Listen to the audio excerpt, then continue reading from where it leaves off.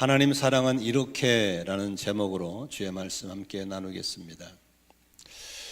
이스라엘 백성들을 애굽에서 이렇게 탈출시켜서 적과 끓은 땅으로 이렇게 인도할 때 광야를 통과해야 했습니다. 그때 그 많은 백성들을 어떻게 하나님을 섬길지, 어떻게 이들이 살아갈지를 잘 모를 때 모세가 하나님께 시내산에 올라가 40일 동안을 금식 기도를 하십니다. 그때 하나님께 친히 하나님의 친필로 돌판에 써준 게 있습니다. 이렇게 나를 믿어라, 이렇게 살아가라 입니다. 그게 바로 십계명입니다. 이스라엘 백성들은 언제나 그 말씀에 순종해서 말씀대로 살아갔을 때는 그럴 때마다 하나님의 축복을 받았고 민족이 흩어짐을 면함받게 되었습니다. 그러나 그들이 등 따뜻하고 배부르게 될 때 그 말씀을 버리고 순종하지 않고 말씀을 무시하고 소홀히 여겼을 때 여지없이 주변의 강대국에 의해서 공격을 받았고 그들은 포로 생활을 해야만 했고 가족들이 흩어져 사는 비참한 삶을 살았던 것을 볼 수 있었습니다. 이 원리는 비단 이스라엘 백성들에게만 적용된 것이 아니고 예수 믿고 구원받은 성도들에게도 적용되고 있는 것을 볼 수 있습니다. 영국에서 군주들의 폭정에 의해서 기독교 신앙을 지키기 힘들어서 하나님의 말씀대로 살아보겠다는 사람들이 메이타워 배를 타고 대서양을 건너서 황무지 미국에 도착해서 춥고 배고프고 힘들었지만 하나님의 말씀대로 살아보겠다고 했던 그 사람들의 하나님의 복을 주셔서 짧은 역사 가운데 수천 년의 역사 가진 나라보다도 짧은 역사 가운데 미국은 세계적인 강대국이 되어서 영향을 미치고 선교사를 가장 많이 파송한 나라가 되었습니다. 하지만 미국도 등 따뜻하고 배불러지니까 1960년대부터 십계명을 무시하고 성경을 멀리하기 시작하고 공교육센터에서 성경 가르친 걸 지적하게 되고 예수 이름을 시작한 학교에서 예수님 빠져버리는 그런 나라가 되었습니다. 그런 가운데 미국은 자유주의 신학과 인본주의 신학에 문을 열어주게 되었고 종교다원주의가 들어와서 기독교만 구원이 있냐, 타종교도 구원이 있다, 어떻게 예수 이름으로 기도하냐, 다른 신으로 이름도 기도할 수 있다. 그렇게 해서 기독교 국가가 메리 크리스마스라는 말을 쓰지 않는 그런 나라가 되어버렸습니다. 그런 가운데 미국은 어느 날 점점 마약 천국이 되었고 미국은 대혼란 속에서 이제는 아주 무서운 깡패 나라가 되어서 요새 보시다시피 남의 나라 침공해서 남의 나라 대통령을 납치하다가 감옥에 가둬놓고 재판하고 협박하고 그 나라 석유를 뺏어가는 그런 무서운 나라가 되었고 그것도 모질해서 덴마크 자치령인 그린랜드 땅을 뺏어가려고 돈으로 매수하고 공갈 협박을 하는 그런 무서운 나라로 변질되어 가는 것을 볼 수 있습니다. 미국만이 아닙니다. 우리나라도 마찬가지입니다. 일제강점기와 6.25 전쟁을 겪으면서 기적같이 반세기 만에 세계 경제 10대 강국에 들어온 나라가 되었습니다. 그런 가운데 우리나라도 보릿고개를 넘었던 1세대들, 공장에 다니던 1세대들이 지나고 2세대들이 들어오면서 지금의 풍요, 지금의 자유, 이것이 어디서 온지를 모르는 2세대들은 등딱 배불러질 때 사상에 물들어가고 있고 각종 혼돈과 부조리 가운데 나라가 서서히 망해가고 있는 것은 사실입니다.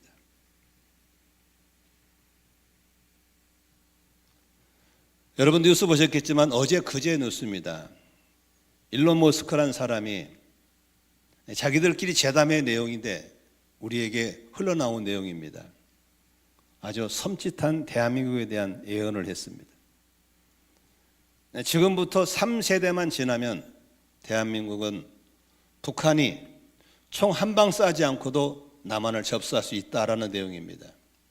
근거로 한 부부가 결혼해서 2.1명을 낳아야 나라가 유지가 되는데 우리나라는 지금 한 부부가 0.75명을 낳습니다.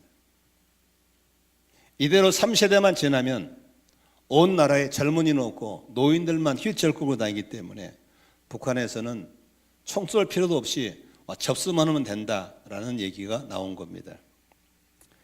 실제로 지금 이미 우리나라는 저 아이들이 쓰는 아기용 기저귀보다 노인들이 쓰는 성인용 기저귀가 훨씬 많이 판매되고 있습니다.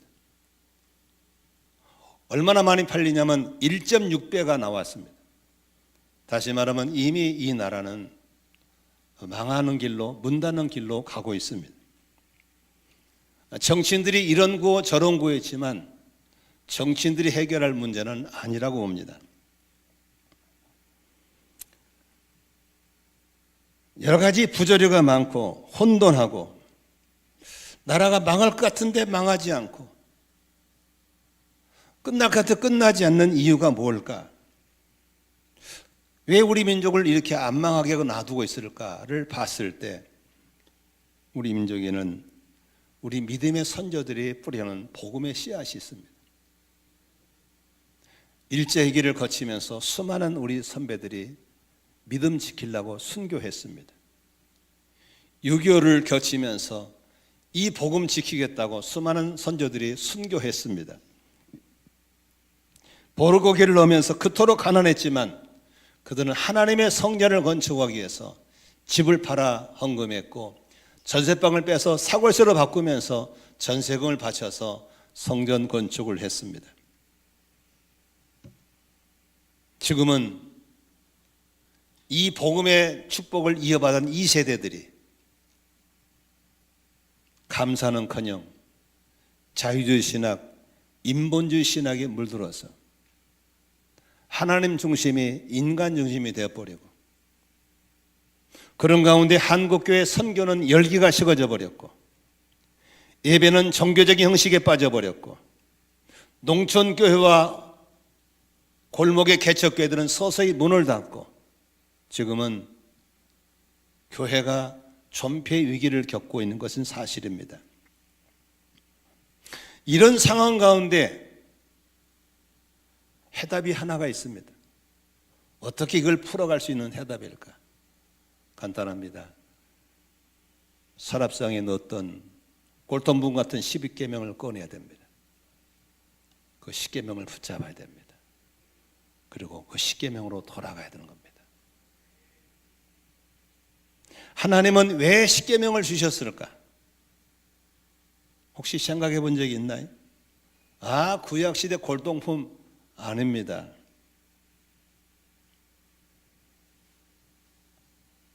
한국교회도 지금 1세대를 지나서 2세대로 넘어왔습니다. 전세금 빼서 바쳐서 성전 짓고 집 팔아 성전 짓는 시대에 제가 마지막 주자입니다. 우리 교회는 마지막입니다. 지금은 죽었다 깨나도 이렇게 안 할 겁니다.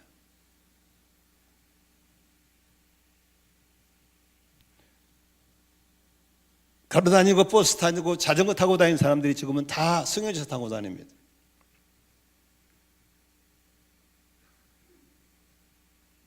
지금은 풍요의 절정 시대에 와서 메이크업을 입어야 되고 좋은 차를 타야 되고 좋은 집에 살아야 되는 것이 당연하지만 이 세대들은 이게 어디서 온 줄을 모르는 겁니다. 자기들이 잘해서 잘 사는 게 아닙니다. 절대 아닙니다. 바로 1세대들이 심었던 걸 따먹고 있는 겁니다. 그렇다면 이걸 누리고는 2세대들은 책임이 있어야 됩니다. 누리고 폐기 처분할 것이냐, 잘 쓰고 후배들에게 후손들이 물려줄 것인가는 이 시대가 가져야 할 미션인 걸 아셔야 되는 겁니다. 십계명이 뭡니까? 십계명은 축복의 비밀입니다. 축복의 통로입니다. 축복의 원천입니다. 교회를 망가뜨리고 나라를 망가뜨리고 가정을 망가뜨리는 사탄의 전략을 깨부시는 유일한 비밀 병기가 십계명인 걸 기억하시기를 바랍니다. 십계명은 구약 시대에는 율법이었습니다. 엄격하게 지키면 살고 안 지키면 죽였습니다. 그러나 신약 시대에 와서 예수님은 십계명을 은혜로 바꾸어 주셨습니다. 마태복음 22장 36절 보겠습니다. 선생님, 율법 가운데 어느 계명이 중요합니까? 라고 물었을 때 예수님 말씀하셨습니다. 마음을 다하고 목숨을 다하고 뜻을 다해서 하나님을 사랑해라 하였으니 이것이 가장 중요하고 으뜸 가는 계명이다. 하나님을 사랑함으로 계명을 지키라는 겁니다. 하나님을 사랑할 때 어떻게 사랑할 것인가가 바로 계명을 지키는 비결이라고 하는 겁니다. 그래서 저는 이번 주와 다음 주에 이어서 십계명을 가지고 설교할 예정입니다. 십계명은 두 개로 나눌 수 있습니다. 하나님을 향한 계명 1, 2, 3, 4, 사람을 향한 계명 5, 6, 7, 8, 9, 10입니다. 그래서 오늘은 이번에는 하나님을 이렇게 사랑합시다. 다음 주는 이웃을 이렇게 사랑합시다로 설교하게 될 것입니다. 지금 어느 날 하나님 중심의 신본주의 신앙 속에 사람 중심인 인본주의가 들어왔습니다. 그리고 인간이 하나님 쪽으로 가까이 커버려서 인본주의가 인권운동이 나왔습니다. 그러면서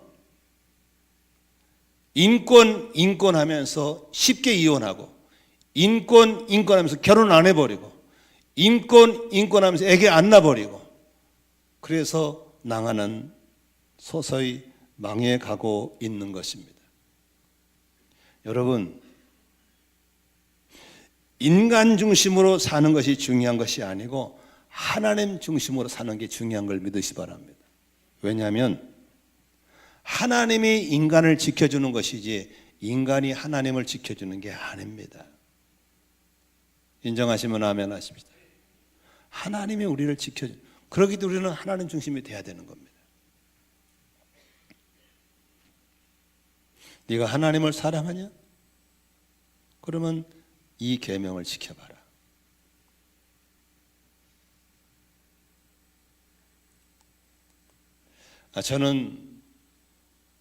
저도 그렇게 자식을 못 키웠기 때문에 할 말은 없습니다만은 좀 이슬람 사람들이 부끄러운 게 있어요. 이슬람 사람들은 전도하지 않고도 전 세계를 지금 이슬람화로 만들어가고 있습니다. 그게 뭔지 아세요? 자기들의 신의 명령이 생육 번성 땅에 충만하라 했다는 거예요.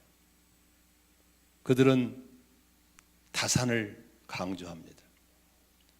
우리나라에 이슬람 사람이 들어와 있는 게 15만, 20만 들어왔다고 합니다.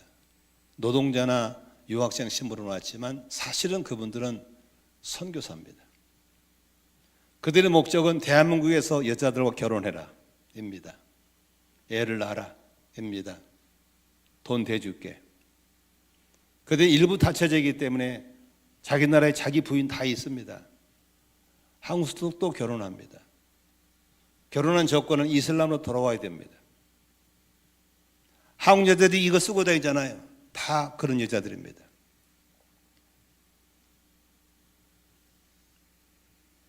이유는 하나입니다. 우리 신이 생육 번성 땅에 충만하였다는 겁니다.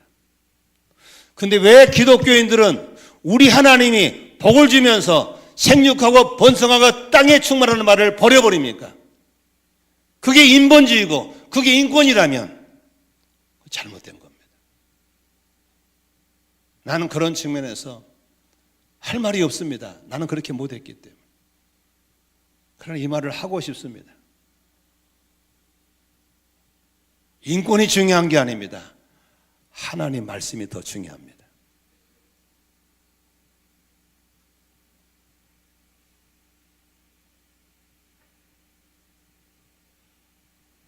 이 사회가 앞으로 30년 후가 되고 50년 후가 되면 어떻게 될 것인가 한번 생각해 보셨나 모르겠습니다. 지금은 돌아갈 곳이 없습니다. 십계명 붙잡고 회개하면서 인본주의 버리고 신본주의로 돌아와야 됩니다. 세상을 사랑한 사람들이 하나님을 사랑함으로 돌아와야 됩니다. 너무 멀리 갔다고 포기하지 말고 돌아와야 됩니다.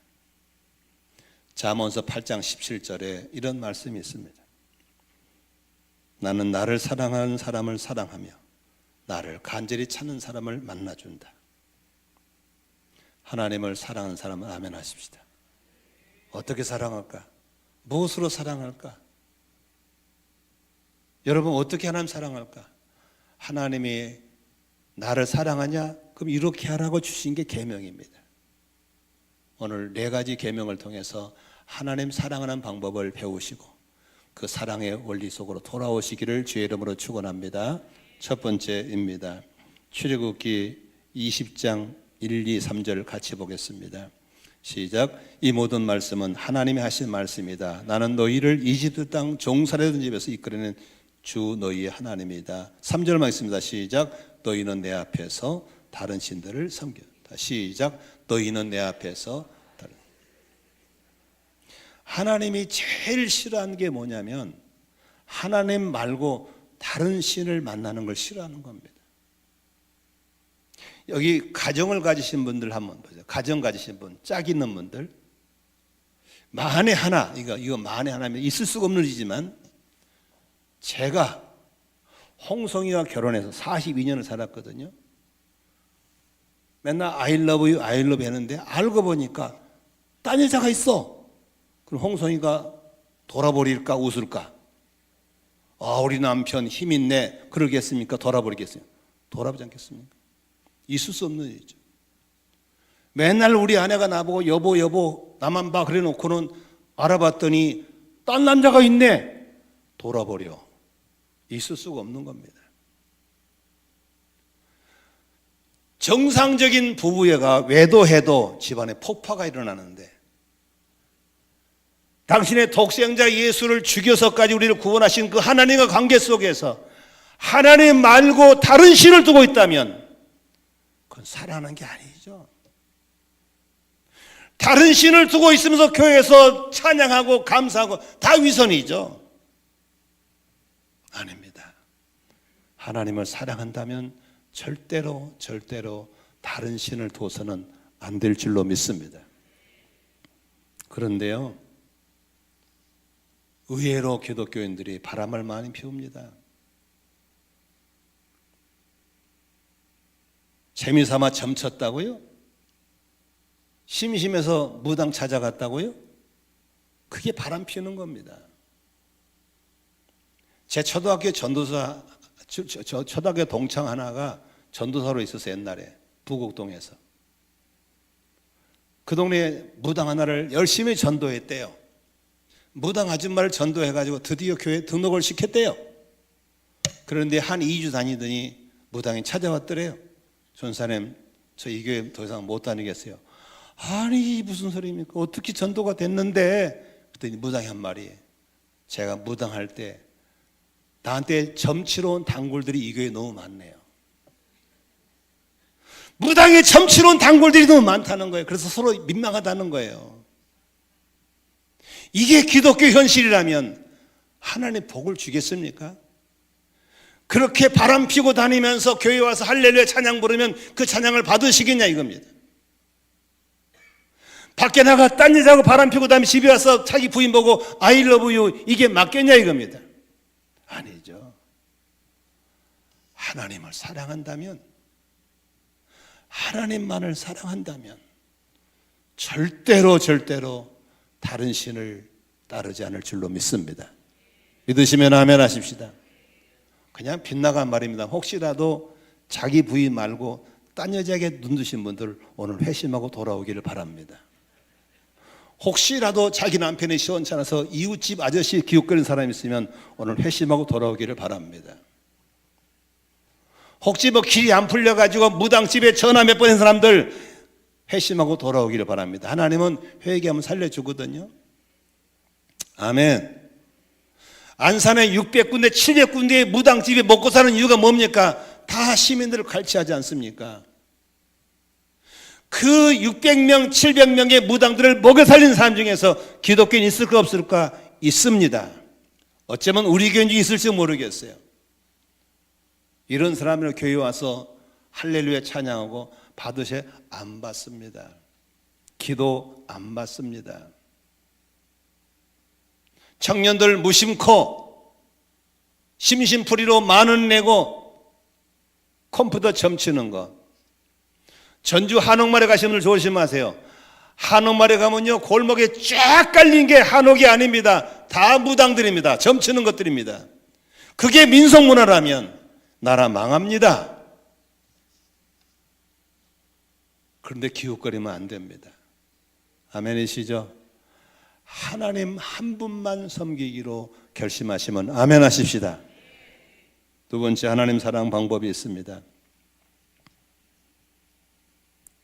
20장 4절부터 6절까지입니다. 출애굽기 같이 읽습니다. 너희는 너희가 섬기려고 위로 하늘에 있는 것이나 아래로 땅에 있는 것이나 땅 아래 물속에 있는 어떤 것이든지 그 모양을 본떠서 우상을 만들지 못한다. 너희는 그것들에게 절하거나 그것들을 섬기지 못한다. 나 주 너희의 하나님은 질투하는 하나님이다. 나를 미워하는 사람에게는 그 죄값으로 본인뿐만 아니라 3, 4대 자손에게까지 벌을 내린다. 그러나 나를 사랑하고 나의 계명을 지키는 사람에게는 수천 대 자손의 일까지 한결같은 사랑을 베푼다. 우상 만들지 말라는 겁니다. 아예 무슨 기독교인 우상이니까. 잘 들어보세요. 이스라엘 백성들이 애굽을 탈출해 가지고 나올 때, 광야길을 걸 때 그들의 행적은 기적 행전입니다. 그냥 출애굽 자체가 기적입니다. 10가지 그 기적 같은 재앙을 통해 풀려 나왔잖아요. 홍해 바다를 갈라진 기적을 경험했죠. 구름 기운 불등으로 인도하셨죠. 반석에 생수가 터졌죠. 다 기적 아닙니까? 기적이거든요. 기적. 아니 그걸 보면 믿음이 좋을까 안 좋을까 빨리 말해봐라. 믿음이 얼마나 좋겠어요. 우리는 그 기적 안 보도 그냥 말씀 보고도 믿음이 있는데 그 사람들 얼마나 믿음이 좋겠어. 그렇게 믿음 충천해야 할 이스라엘 백성들이 모세가 시내산에 40일 금식기도 가는 사이에 미치겠는 거야. 불안한 거야. 지도자가 없어. 뭐 믿을 게 없어. 그래서 이것들이 누굴 찾아? 아론을 찾아가서 아론님 미치겠습니다. 밤에 헛것이 보입니다. 우리가 믿을 우리 신을 만들어 주세요. 아론 그 영감도 주책이요. 그래 그분 집에 가서 금붙이 가져와 코골이 귀걸이 팔찌 다 가져도 불에 떠오고 갔더니 금송아지를 만들었어. 이게 네 신이다. 그랬더니 좋다고 금송아지 갖다 놓고 엉덩이 치켜서 춤을 추고 제사를 드리고 이게 우리 신이라고 난리 법석을 게 누굽니까? 이스라엘 백성 아닙니까? 그게 인간이에요. 약함이에요. 하나님이 그런 자들에게 진노하시고 강도에게 팔아 넘겨버리시고 포로가 되게 만들고 가족 흩어지게 만들어 버렸어요. 오늘날 수많은 사람들이 눈에는 안 보이고 귀에는 안 들리고 손에 안 잡히면 불안한 거예요. 뭔가 잡고 있어야 믿음이 오는 거예요. 그래서 적금을 들고 보험을 들고 뭐하고 돈을 쌓아놓고 명예를 쌓고 심지어는 자식을 믿고 사는 사람이 얼마나 많은지 몰라요. 그러나 어떤 것도 하나님 외에는 믿어서는 안 돼요. 믿어서는 안 돼요. 여기 자식 키워놓고 자식 믿으신 분들 자식 믿으면 안 돼요. 이와의 배실 애들 믿지 마. 그냥 나도 잘 크게. 돈이 지켜져요? 여러분 돈이 지켜져요? 돈이 병을 지켜져요? 명예가 지켜져요? 안 해요. 많은 사람들이 돈을 우상을 삼고 자식 우상 삼고 권력 우상 삼고 살아요. 그것이 자기를 지켜준 줄 알아요. 뭘 보면 말씀 줄 알아요? 아니, 이렇게 여행 가다가 현찰이 없네, 카드가 없네, 이건 따지면서 하나님이 함께한 걸 봐야지. 하나님이 함께한 걸 봐야지. 오늘날 우리 속에 어떤 우상도 만들어서 절하고 섬겨서는 안 될 줄로 믿습니다. 하나님은 오늘 5절에 보니까 질투하시는 하나님이십니다. 내가 만일에 잘 봐요. 우리 홍여사를 놔두고 홍여사가 더 이쁘고 젊은 여자 사진 갖다 놓고 맨날 들여다보고 희죽거리고 있으면 우리 아내가 나보고 우리 신랑 멋있는데 이러겠습니까? 질투할 줄로 믿습니다. 아멘. 사랑을 뺏기지 않기를 바랍니다. 하나님은 사랑하시면 아멘 하십시다. 아멘. 끊임없이 내 안에 어떤 우상에 들어오지 않도록 점검하고 또 점검하는 삶이 바로 하나님을 사랑하는 비결인 걸 믿으시기를 바랍니다. 세 번째로 하나님을 사랑하는 비결이 뭡니까? 20장 7절입니다. 같이 읽겠습니다. 시작. 너희는 주 너희 하나님의 이름을 함부로 부르지 못한다. 주는 자기의 이름을 함부로 부르는 사람을 지었다. 하나님의 이름, 그 이름, 하나님 이름이 야훼 하나님의 이름 함자에 하나님은 굉장히 중요하게 여깁니다. 왜냐하면 그 이름에 하나님의 명예가 들어있고 하나님의 권위가 들어있기 때문에 그렇습니다. 우리를 구원할 때 예수 이름으로 구원하시고 귀신을 쫓아내고 예수 이름으로 귀신을 쫓아내고 기도도 예수 이름으로, 이름 자체에 중요한 겁니다. 그래서 시편 기자 다윗은 23편 1절 3절에 이렇게 얘기합니다. 이것은 우리말 성경인데요. 우리가 있는 성경은 세번역이잖아요. 세번역은요, 잘 보세요. 눈을 씻고 봐도 여호와란 말이 없어요. 왜냐하면 세번역을 번역하신 분이 하나님의 이름 함자를 함부로 안 쓰려고 뺐어요. 빼고 여호와라는 이름 대신에 주라고, 아도나이, 주라고 주. 그래서 모든 성경이 주는 다 여호와입니다. 그래서 여러분 이해를 도우려고 제가 우리말 성경으로 바꿨거든요. 한번 읽어봅시다. 1절 시작. 여호와는 내 목자시니 내게 부족함이 없습니다. 그분이 나를 푸른 목장에 누이시고 잔잔한 물가에 인도하시니 3절입니다. 시작. 내 영혼을 회복시키시고 당신의 뭘 위해서? 이름을 위해서. 어디로? 의로운 길로.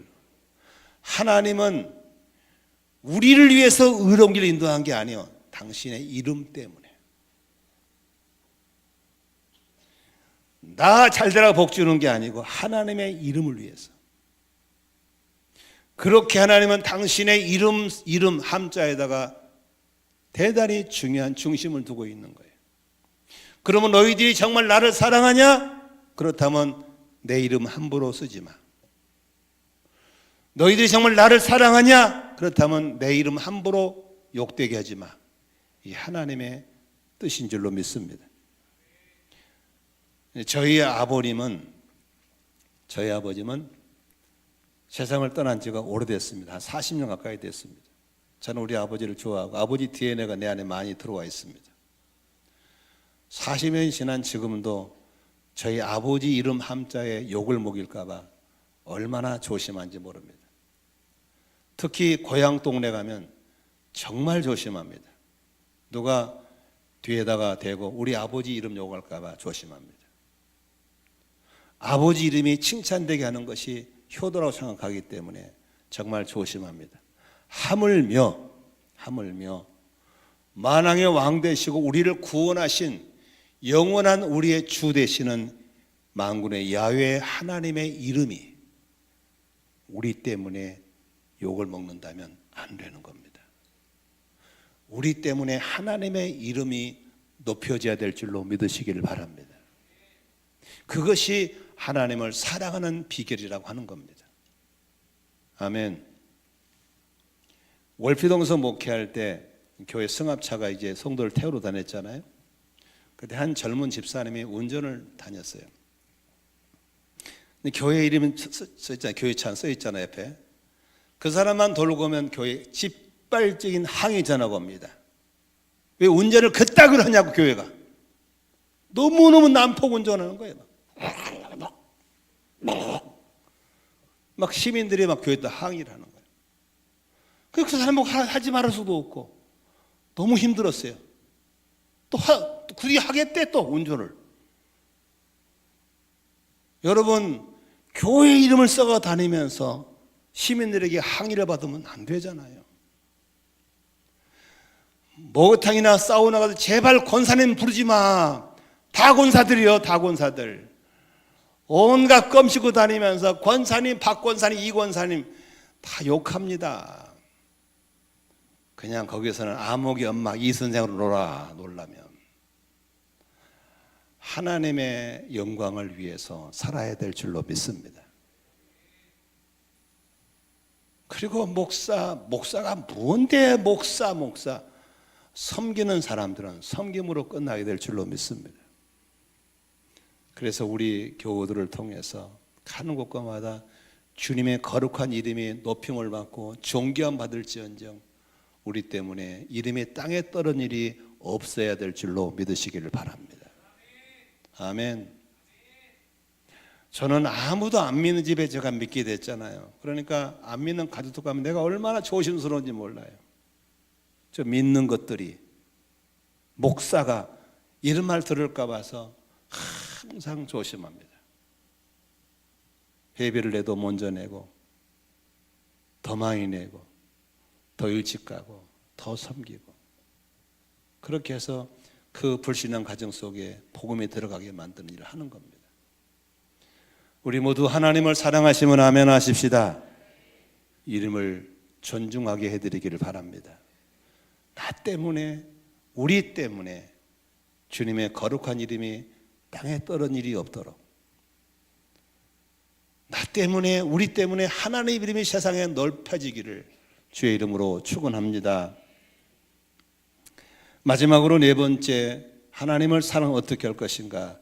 20장 8절부터 보겠습니다. 같이 읽습니다. 안식일을 기억하여 그날을 거룩하게 지켜라. 너희는 엿새 동안 모든 일을 힘써 하여라. 그러나 예렛 날은 주 너희 하나님의 안식일이니 너희는 어떤 일을 해서도 안 된다. 그러나 너희나 너희 아들 딸이나 너희의 남종이나 이종만이 아니라 너희 짐승이나 너희의 집에 머무르는 나그네라도 일을 해서는 안 된다. 내가 엿새 동안 하늘과 땅과 바다와 그 안에 있는 모든 것을 만들고 이런 날에는 쉬었기 때문이다. 그러므로 나 주가 안식일을 복주고 그날을 거룩하게 하였다. 여러분, 하나님이 우리를 지을 때 있잖아요. 그렇게 지었어. 일주일에 하루 쉬고 일하도록. 아니 경유차가 기름 넣을 때 경유 내야지 휘발유면 큰일 납니다. 휘발유차에 경유 넣으면 안 돼. 휘발유 넣어야 돼요. 그걸 따질 필요 없어요. 그렇게 만들었어요. 그래서 하나님은 우리 그걸 가르쳐 주려고 영이신 하나님이 피곤하지 않은 그분이 엿새 일하시고 이래지 쉬셨어요. 피곤해 쉬셨을까요? 우리에게 가르치려 쉬었을까요? 가르쳐 주시려고. 그러면 하나님을 따른다면 하나님이 보여준 대로 그렇게 해야 될 줄로 믿습니다. 인본주의가 들어온 거예요.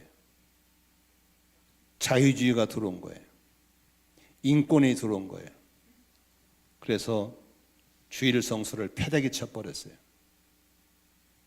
안 지키는 거예요. 성경을 다시 보십시다. 20장 8절 보세요. 안식일을 뭐 하라고 그래요? 기억하는 거예요. 이 날을 잊지 않고 기억하시기를 바랍니다. 제 아내 생일이 음력 12월이거든요. 그 연말에 끼어들어가지고 바쁘다 보니까 우리 아내 생일을 까치 한번 잊을 수가 있어요. 그런 위기가 한 몇 번이 있었어요. 근데 우리 눈치 빠른 권사님이 저를 알고 목사님 이틀 후가 사모님 생일인지 아시죠? 라고 찔러줬기 때문에 고비를 넘겼어요. 만일에 생일을 넘겨놓고도 아이러브는 우리 아내가 웃기고 자빠졌네. 지 마누라 생일도 모르면서 그렇게 하지 않겠습니까? 이 날은 기억하는 겁니다. 하나님을 사랑하기 때문에 주의 날을 기억하시기를 바랍니다. 두 번째 어떻게 알았어요? 그 날을 거룩하게 지켜라 그랬습니다. 지킨다는 건 뺏긴다는 소리거든요. 안 뺏기려면 지켜야 되거든요. 그런데 이미 이 날을 빼앗겨 버렸어요. 빼앗겨 버렸어요.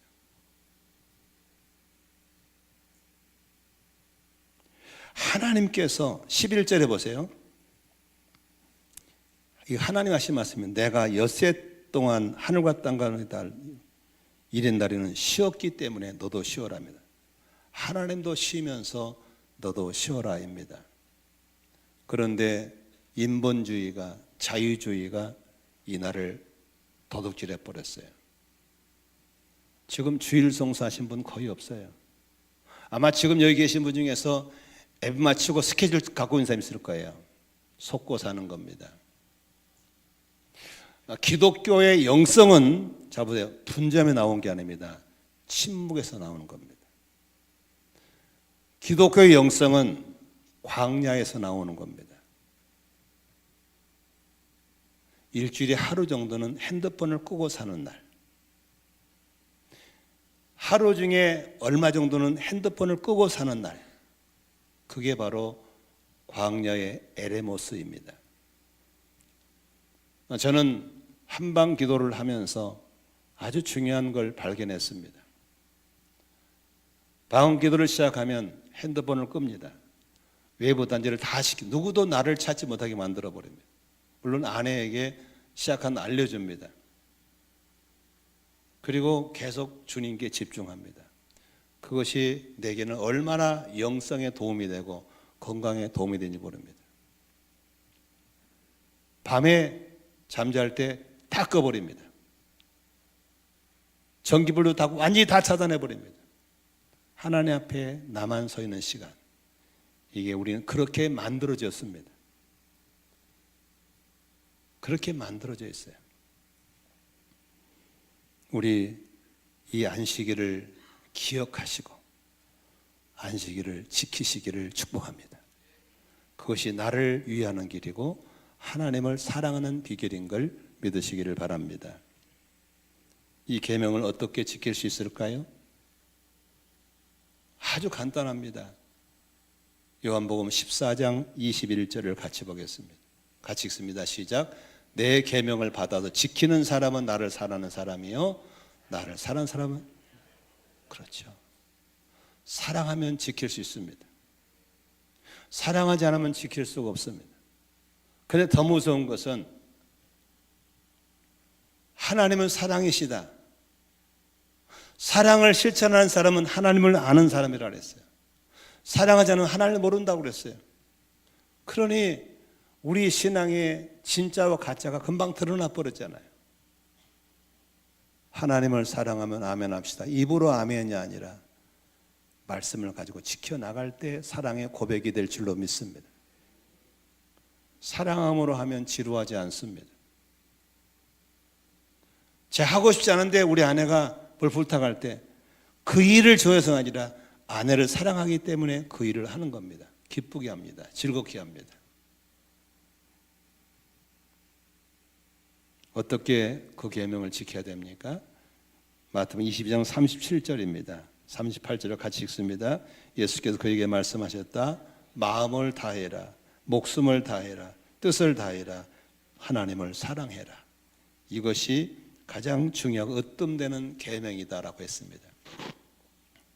하나님을 향한 사랑의 고백으로 다른 신을 두지 않고 우상을 섬기지 않고 하나님의 이름을 함부로 부르지 않고 안식일을 기억하고 거룩하게 지키는 것, 이것은 사랑의 고백 차원에서 힘을 다하고 최선을 다해 사시기를 주의 이름으로 축원합니다. 말씀의 결론 맺겠습니다. 그렇게 살아갈 때 하나님이 어떤 은혜 주십니까? 지금 저와 여러분들은 이미 이 나라는 인본주의가 강물처럼 흐르고 있기 때문에 지금 밖에 나가 이렇게 살면 바로 비아냥되고 손가락질하고 욕을 먹게 돼 있어요. 그러나 이걸 붙잡는 것이 나라를 살리는 길이고 교회를 살리는 길이고 내가 사는 길이기 때문에 우리는 이 길을 가야 될 줄로 믿습니다. 이 길을 가는 자에게 잠언 8장 17절 약속입니다. 같이 읽습니다. 나는 나를 사랑하는 사람을 사랑하며 나를, 그렇죠, 하나님의 특별한 사랑을 입게 될 것입니다. 특별한 은총을 입게 될 것입니다. 두 번째, 로마서 8장 28절입니다. 같이 읽습니다. 하나님을 사랑하는 사람들, 곧 그들의 부르심을 받은 사람들에게는 모든 일이 서로 협력해서 무슨 일을 만나든지 결과론적으로 더 선을 이루게 되는 역사들이 일어날 줄로 믿습니다. 우리 그렇게 사랑을 고백하시기를 바랍니다. 마지막 축복입니다. 오늘 읽은 본문입니다. 신명기 6장 4절부터 같이 읽겠습니다. 특히 자녀들 키우신 분들 잘 들으세요. 요아베실에 같이 읽습니다. 시작. 이스라엘은 들으십시오. 주님은 우리의 하나님이시여 주님은 오직 한 분이십니다. 당신들은 마음을 다하고 뜻을 다하고 힘을 다하여서 주 당신들의 하나님을 사랑하십시오. 내가 오늘 당신들의 명하신 이 말씀을 마음에 새기고 7절입니다. 7절 시작. 자녀에게 부지런히 가르치며 집에 앉아 있을 때나 길을 갈 때나 누워 있을 때나 일어나 있을 때나 언제든지 가르치십시오. 당신들은 그것을 손에 메어 표로 삼고 이마에 붙여 기어로 삼으십시오. 집 문설지와 대문에 써서 붙이십시오. 자, 이렇게 계명을 깊이 심고 가르치라고 약속하고 있는데 저희들 자녀를 그렇게 못 키운 것을 후회하고 있는 겁니다. 그랬더니 10절부터 하나님이 어떤 약속의 복을 주십니까? 같이 읽습니다. 시작. 주 당신들 하나님이 당신들의 조상 아브라함과 이삭과 야곱에게 맹세하여 당신 주기로 약속한 그 땅에 당신이 끌어들일 것입니다. 거기에는 당신이 세우지 않고 크고 아름다운 성읍들이 있고 당신이 채우지 않았지만 온갖 좋은 것도 가득 찬 집이 있고 당신이 파지 않았지만 이미 파놓은 우물이 있고 당신들이 심지 않았지만 이미 가꾸는 포도원과 올리밭이 있으니 당신들은 거기에서 마음껏 먹게 될 것입니다. 하나님이 약속한 땅을 주신다고 말씀하고 있는 것입니다. 우리 모두 이렇게 인본주의의 강물이 홍수를 이룰 때 어떻게 살아갈 것인지. 저는 일부 예배 때 이 설교를 하고 같이 기도를 시키는데 하나님이 선명하게 내게 보여준 한 그림이 있었습니다. 노아의 할아버지입니다.